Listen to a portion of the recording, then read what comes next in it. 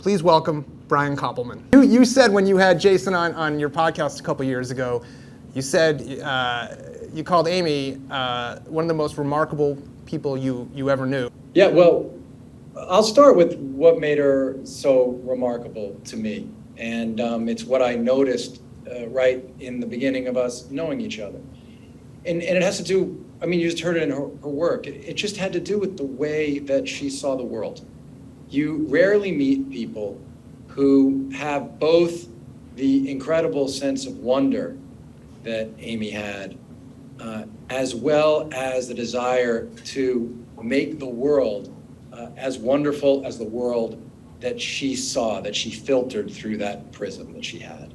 And it always seemed to me like in almost every waking moment that I ever interacted with her, that process was going on. Her sense of wonder, her curiosity, and her desire to make the world a wondrous place for everybody around her, people she cared about, and then her capacity to care about so many people beyond those that we might care about.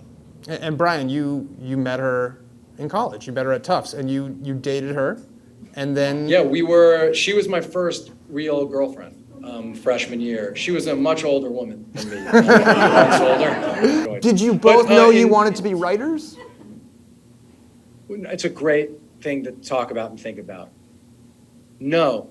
Though we definitely communicated in the way that people who take in the arts and take in people and music and then want to do something with it. I don't think either of us knew, but I would say, and I know that Jason, from Jason's book, and one of the great things about Amy is what an incredible people connector she was when, we stayed friends. And before Amy and Jason got married, we had dinner together, the three of us. And I would say that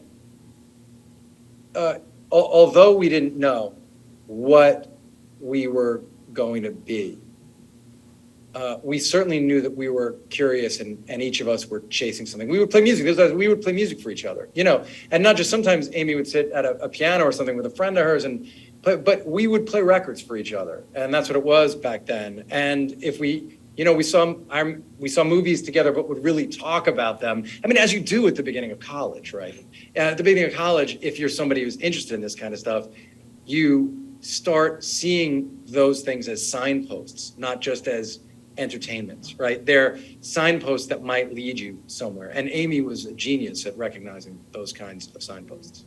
Off air, you told me about a moment toward the end of Amy's life where she helped you out, with something. Yeah, I mean, she wasn't sick yet, but